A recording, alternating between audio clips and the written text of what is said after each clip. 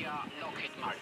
And we ensure those we serve always stay ahead of ready. Turned off to the yeah, right there.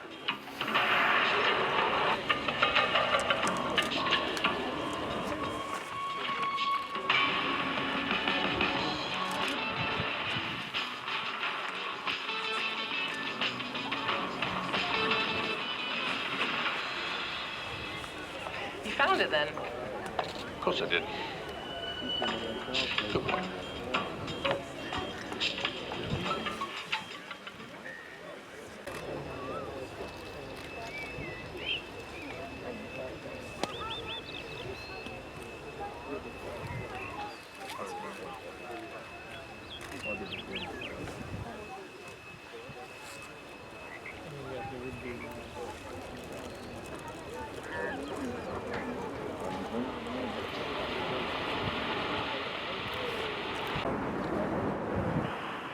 So here at the Royal International Air Tattoo, we are incredibly grateful for the contribution made by the Royal Air Force Air Cadets.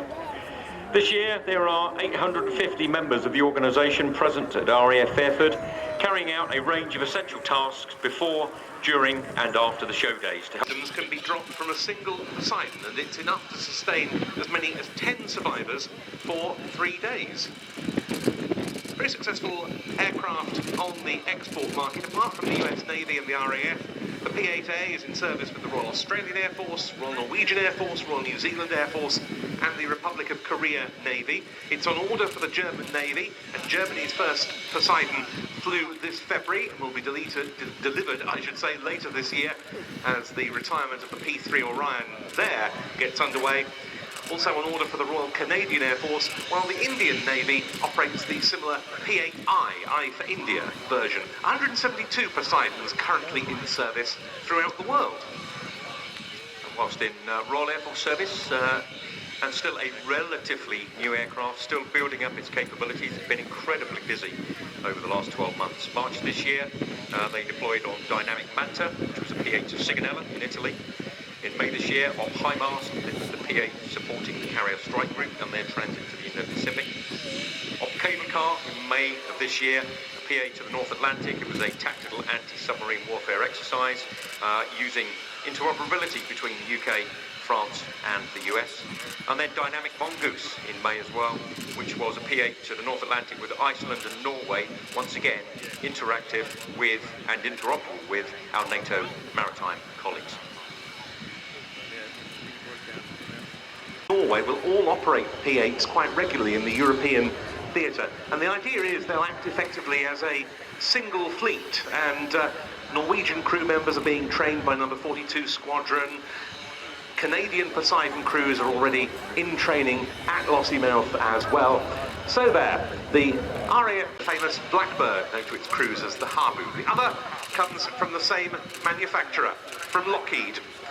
It is a remarkable machine, and we're going to be seeing one here, as we did yesterday, flying in a public display for what's believed to be the first time in full mission configuration. It comes to us from the Fairford-based 99th Expeditionary Reconnaissance Squadron of US Air Force Air Combat Command.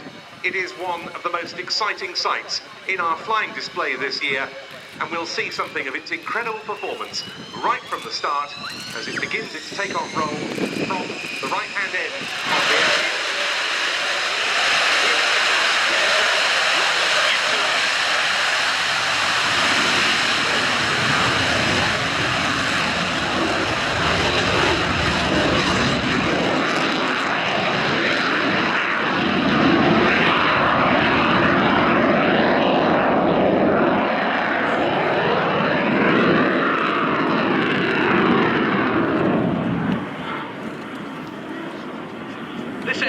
So much a product of the Cold War arms race as the United States decided it needed to gather greater intelligence on Soviet capabilities. Some sensitive equipment on board housed appropriately that would be used wherever the operational commanders requested to be. So the signals intelligence suite is in the superpods that are on the wings, and that listens, as you might, the eyes and ears, as you might be able to determine, and the eyes are on the nose of the airplane.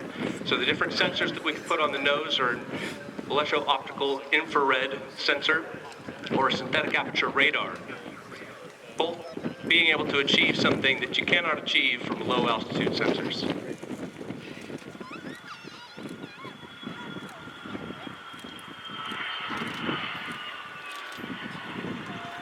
All that information that's being passively collected or actively collected is then transmitted through the satellite dish that is on the back of the airplane.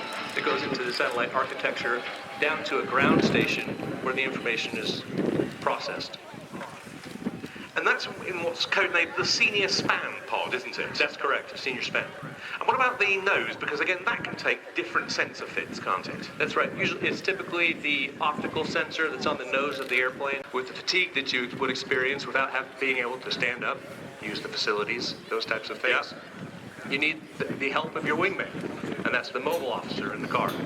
And we'll come on to that in a little while, but for the moment it's all going to go quite quiet, isn't it? It's going to go quite quiet because what it's setting up to do now is what's called a simulated flame-out,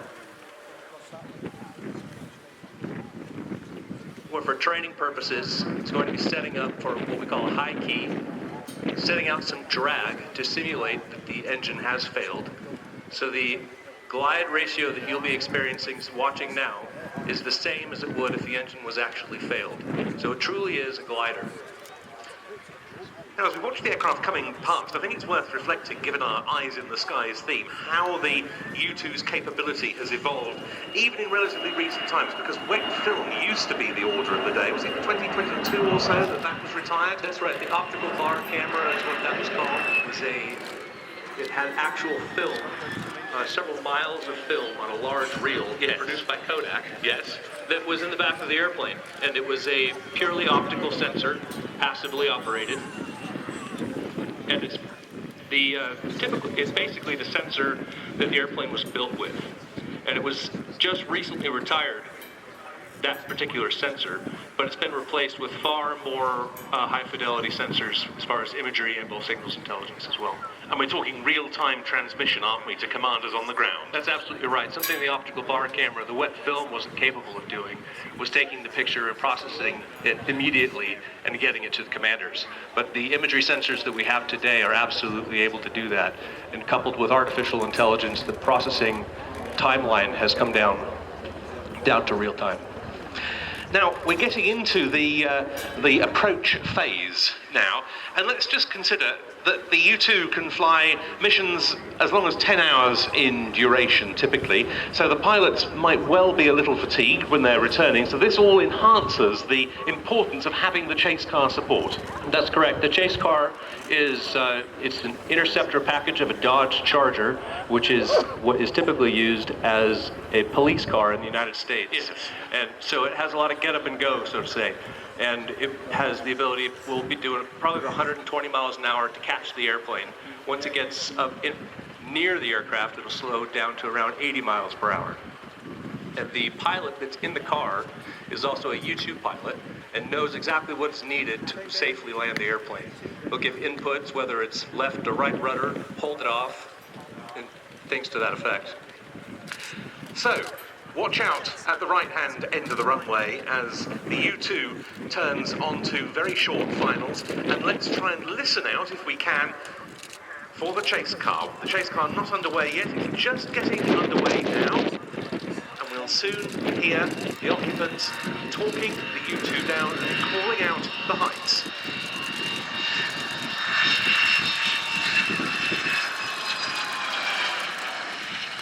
20.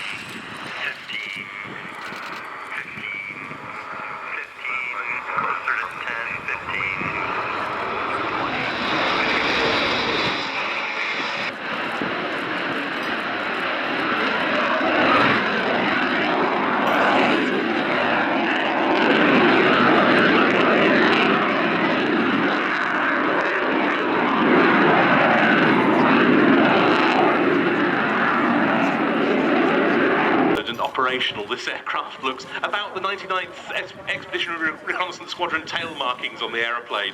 So that's our Friday tail flash. That's a red dragon with a top hat and a monocle. having a nice cup of tea. I love it. What a fantastic aeroplane.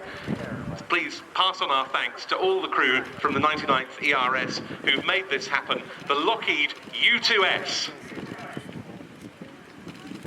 Just a magnificent sight. Popeye, thanks so much for coming. Of course, people can look at a U-2 close up in the static park as well here. That's right, just behind us here is the slick display U-2. Absolutely go up, get up close and personal, and have a good look at the airplane.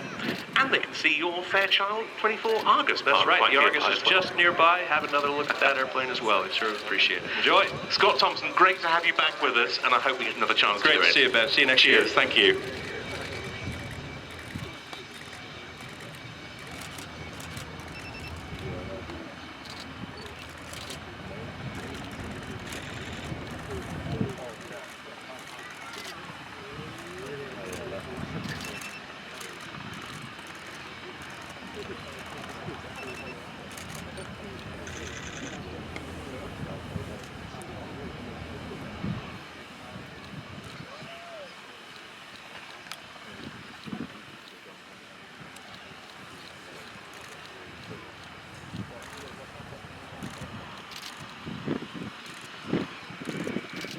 Activated.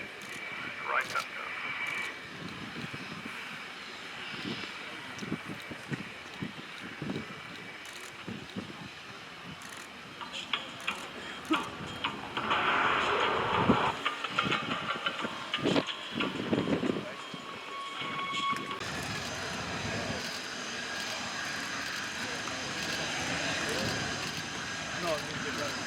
Down at the right-hand end of the runway, the U-2 is being carefully manoeuvred onto the taxiways to take it back to its lair on the north side. Followed by the Red Arrows backtracking. They'd held down at the other end of the airfield while the U-2 went through its paces.